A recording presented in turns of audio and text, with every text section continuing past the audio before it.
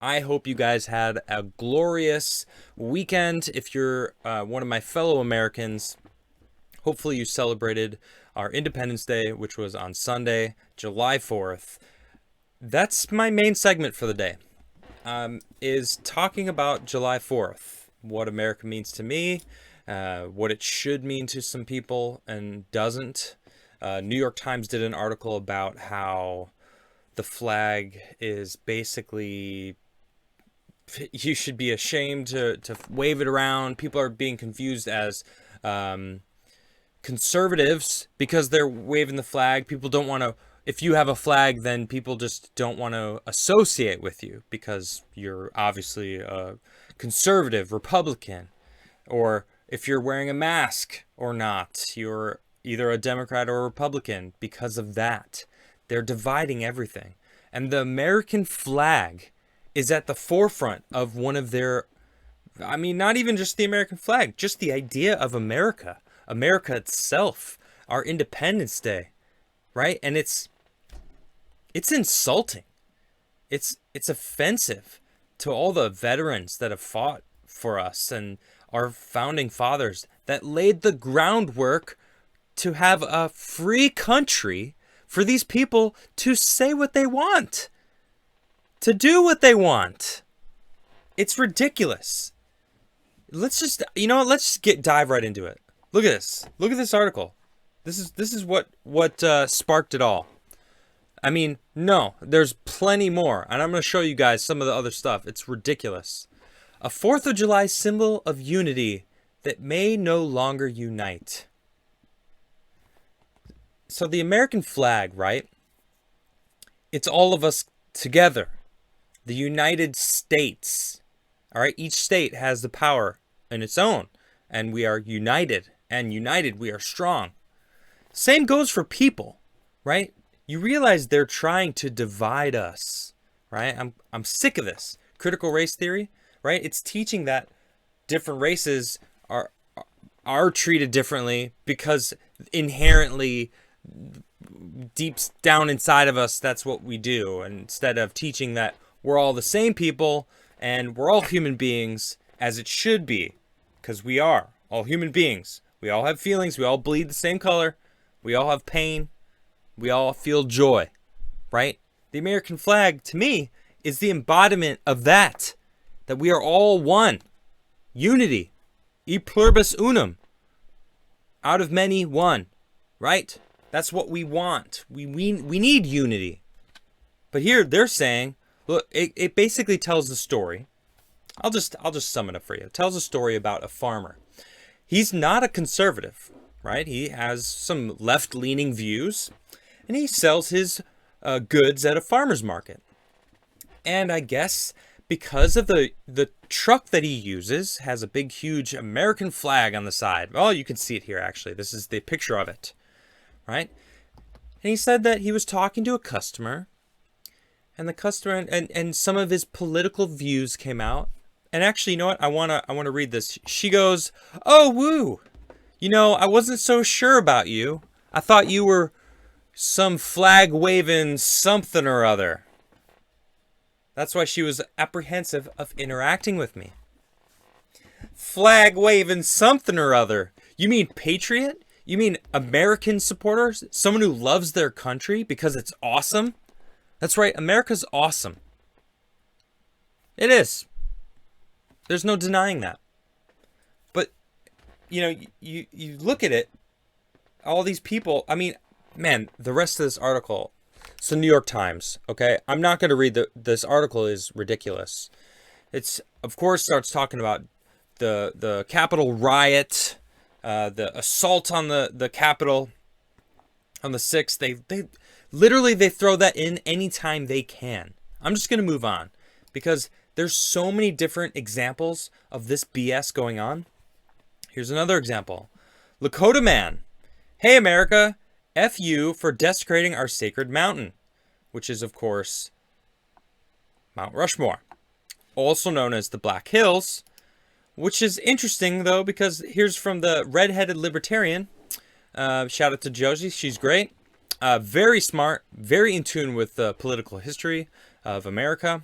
and laws all around Great Post. Friendly reminder that the Lakota violently colonized the Crow and the Pawnee in the mid-1800s and stole the Black Hills from them.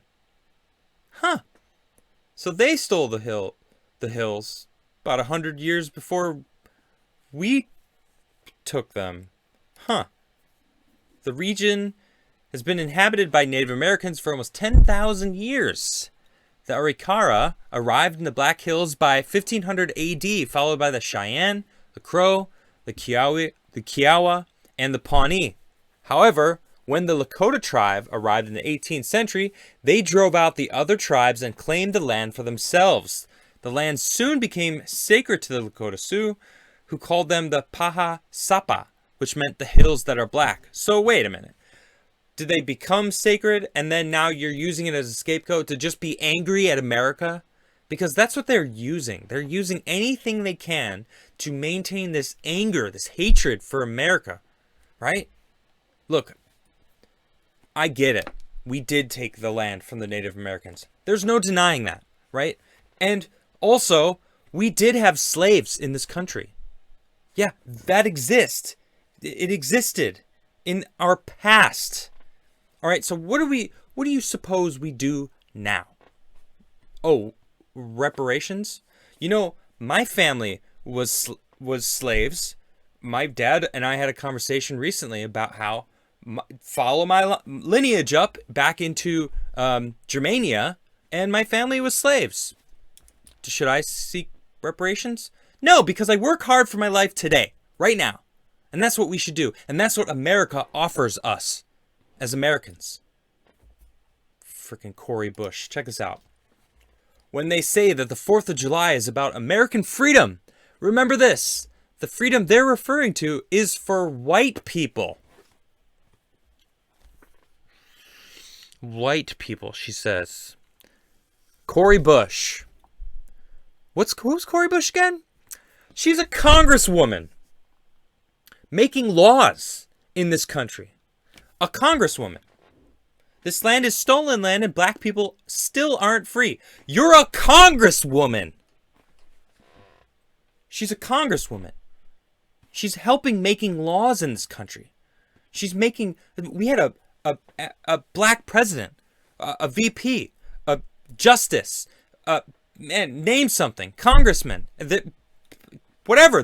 If you work for it, you can get it. That's kind of how it works. Things don't come for free. Well, how are they not free? How does it? Excuse me? How, Cory Bush? You seem awfully free from my view. It's ridiculous. Check out this is from Chinese media. How a gun-happy nation spends its 4th of July weekend. It just shows, it's interesting too because this is China state affiliated media. Obviously it's just, whatever, CCP. To freedom, which looks like a Democrat and a Republican cheersing. And then of shooting, and we got some crazy drunken looking dude shooting 2 guns with blood smearing everywhere, it seems. And then it says death from firearms right here. It's like, wow, China. This is a little cringe. First off, mind your business, okay? Genocide, child labor, slavery. Yeah, that exists in China right now. And you know what? It probably wouldn't if they had 2A protection. Huh. Government should be afraid of its people, not the other way around. Right? It's the other way around in China. But America, it's not. Because America's amazing. It's amazing here. Of course, I'm not there right now. I'm visiting another country, but my spirit remains strong and alive, and my love of America will never die. Check this out. This is from military.com. The most and least patriotic states in America. Now, I happen to disagree with this list, and I think you'll understand why. Where is it? Most patriotic, New Hampshire. Okay, now, from what I hear about New Hampshire, which is like the libertarian capital, that makes sense to me. Because libertarians, liberty, freedom, I mean, you think about patriotism, it's like the love of being free. Although, check this out. The Granite State is as hardcore patriotic as they come. True to the foundations of the United States, New Hampshire once threatened to secede from the Union in protest of what it saw as federal government's overreach in taxation and personal freedoms in 2016. It wouldn't surprise me if they do that again, because the Libertarian Party is definitely trying to take New Hampshire. Wyoming. Now, I want to just let you guys know, they basically rate these lists on veterans, active military per capita, volunteerism, and civic duties among the populace. Wyoming has the least, one of the least populous states, has one of the most, well, I'll just read it, let's see it. Yeah, the least populous state tend to be on the most patriotic list. Wyoming was number 50 in terms of population, but produced the 9th most troops as percentage of population and 5th most veterans. Wow. Well, thank you for your service, Wyomingans. Wyoming? Yeah, Wyomingans. Is that how you say it? I don't know. Idaho, and then Alaska, and then Maryland, which, what? I was kind of caught off guard with Maryland. But I guess, yeah, Annapolis is there. Quantico, but that's in Virginia, I think. But it's like all right there. So it kind of makes sense that there's a lot of jobs in Washington, D.C. A lot of people have homes in Maryland, so that would make sense. So now this pisses me off. Military.com, mind you. Least patriotic states. West Virginia? What? West Virginia. Take me home. Country roads? Come on. I'm going to play that song in a couple days. West Virginia? Look, I lived in Maryland. I recently just left Maryland. I regret nothing. I lived across the river from West Virginia. Let me tell you, I've been in West Virginia. I've driven around West Virginia. I've met a lot of West Virginians. Let me say, they're absolutely patriotic. I saw many American flags in West Virginia. Basically everywhere I go. And now, number 2 on their list. Texas. What? You're trying to tell me, military.com, you're trying to tell me Texas is at the bottom of the list. Texas. See, they're saying, don't at me. I didn't come up with this study or metrics. While Texas sits at number 11 for military engagement, its weighted civic engagement rated all the way down at number 49. If Troy Aikman told you to vote, would you do it? Okay, sure, but obviously your metrics are not accounting to how many people love America, how many people wave the flag and salute the flag and put their hand on their hearts when the national anthem is being played. Get out of here, Texas. All right, the next 3 makes absolute sense. California, New York, and New Jersey. Although you'd think that California would have been at the bottom, right? Or, yeah, California I thought would have been definitely the least patriotic state. But it turns out it's New Jersey. Huh. New Jersey. The least military engagement. Somewhere near the bottom of civic engagement. This is crazy. New Jersey. New Jersey. Ranked least patriotic state in America. You know, I'm not really surprised. I went to school outside Pennsylvania, or Philadelphia. Kind of on the edge of the Jersey area. I went to a high school called Cheltenham. It's kind of like the Philadelphia suburbs. Great school. I had an awesome awesome classmates, great teachers. I really, really enjoyed that school. Anyway, I lived outside New Jersey for 4.5 years there, and then I lived in New York for 12 years, which, if you don't know metrics, New York, New Jersey, they're very close together, right across the river in some aspects. And I gotta say, every single person I knew that wasn't from New Jersey always made fun of people from New Jersey. And people from New Jersey love New Jersey and hate everyone else. Don't get mad at me. This is my personal experience, okay? From people from New Jersey, love people from New Jersey and love New Jersey. Everywhere else, they're called Jersey drivers. New Yorkers hate on Jersey. I'm sure Jersey hates on New Yorkers too. I don't even know if Jersey knows that Pennsylvania can't stand Jersey, but that's the case. Sorry, Jersey. And I'm sorry, listeners who are in Jersey, if this is pissing you off. I see some people are from Jersey. Look, hey, this is just my personal experience, all right, from living nearby New Jersey. I've never actually...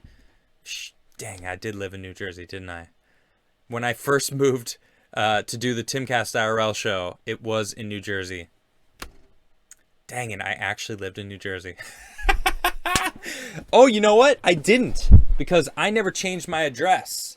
So technically speaking, I was just staying there for work, and I lived in Arizona still. Does that count? That works, right? Tell me that works. I would love to say that I've never lived in New Jersey. I want to keep being able to say that for the rest of my life. Snaps. Bottom line, all this conversation is, if you don't like America, you can leave. Period. Bye-bye.